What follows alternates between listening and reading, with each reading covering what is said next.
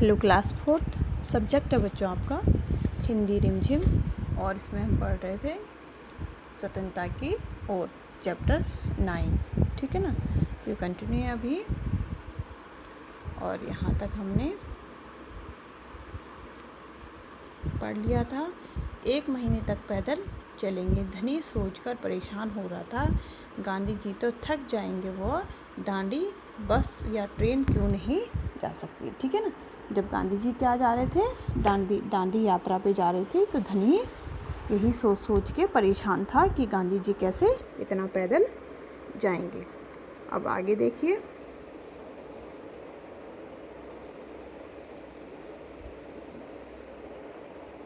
क्योंकि यदि वे इस लंबी यात्रा पर दांडी तक पैदल जाएंगे तो यह खबर फैलेगी, अखबारों में फोटो छपेगी, रेडियो पर रिपोर्ट जाएगी और पूरी दुनिया के लोग यह जान जाएंगे कि हम अपनी स्वतंत्रता के लिए यह लड़ाई के लिए लड़ रहे हैं और ब्रिटिश सरकार के लिए यह बड़ी शर्म की बात होगी। गांधी जी बड़े ही अक्लमंद हैं, है ना? धनी की आंखें चमकी।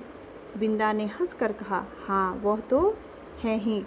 दोपहर को जब आश्रम में थोड़ी शांति छाई, धनी अपने पिता को ढूंढने निकला। वह एक पेड़ के नीचे बैठकर चरखा काट रहे थे। पिताजी, क्या आप और अम्मा दांडी यात्रा पर जा रहे हैं?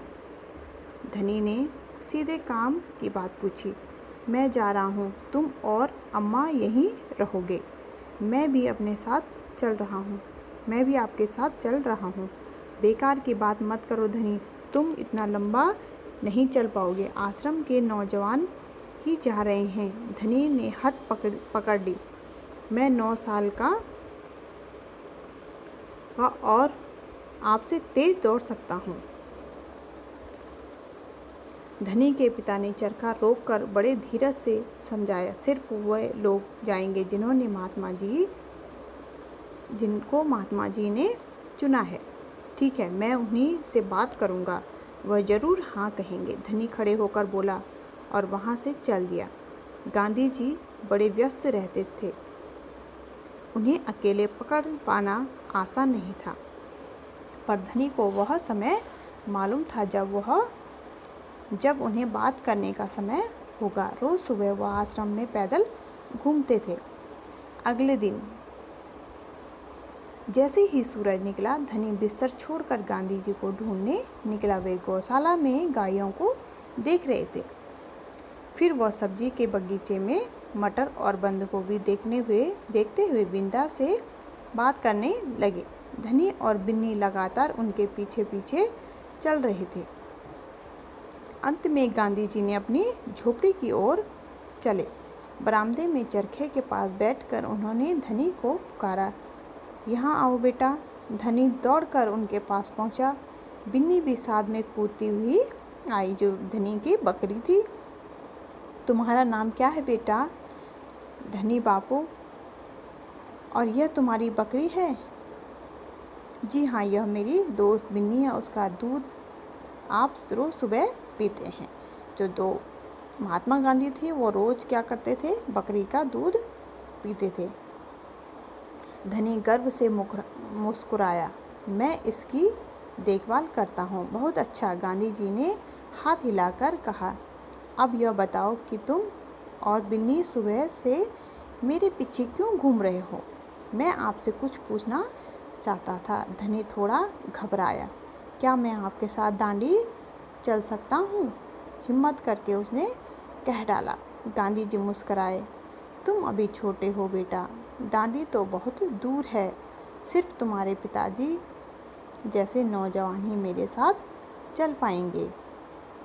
पर आप तो नौजवान नहीं हैं, धनी बोला। आप नहीं थक जाएंगे। मैं बहुत अच्छे से चलता हूँ, गांधी जी ने कहा। मैं भी बहुत अच्छे से चलता हूँ। धनी भी अड़ गया। हाँ ठीक बात है, कुछ सोचकर गांधी जी बोले, मगर एक समस्या है। अगर तुम मेरे साथ जाओगे तो बिन्नी को कौन देखेगा? इतना चलने के बाद मैं तो कमज़ोर हो जाऊंगा, इसलिए जब मैं वापस आऊंगा तो मुझे खूब सारा दूध पीना पड़ेगा, जिससे कि मेरी ताकत लौट आए। ठीक है ना।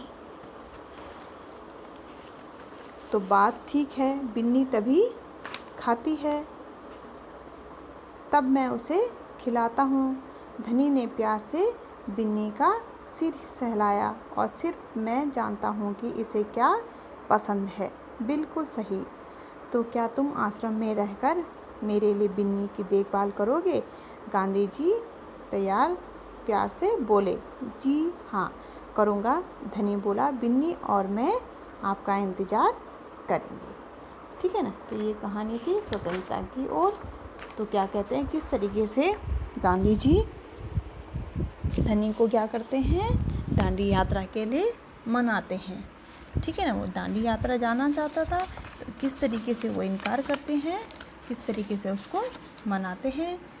तो क्योंकि जो धनी की बकरी थी उसका वो दूध पीते थे, तो उन्होंने बोला जब मैं थक के आऊँगा तो तुम्हारी जो बकरी है उसे कौन देखेगा, कौन उसको बहुत सारा खाना खिलाएगा, घास खिलाएगा, तभी तो वो मुझे दूध देगी और मेरी जो ताकत है वो वापस आएगी। और धनी क्या हो जाता है, तैयार हो जाता है और गांधी जी का दांडी यात्रा से वापस आने का इंतज़ार करता है। तो ये कहानी थी सुभद्रा सेन गुप्ता। ठीक है। और अनुवाद मनीषा चौधरी ने किया है इसमें। और देखिए इसमें यहाँ पे आपने ये प्रश्न करने मेरे बापू। ठीक है ना। पहले तो एक बार इसको पाठ को आप पढ़ेंगे। ठीक है, पूरा पाठ इसको पढ़ लेंगे।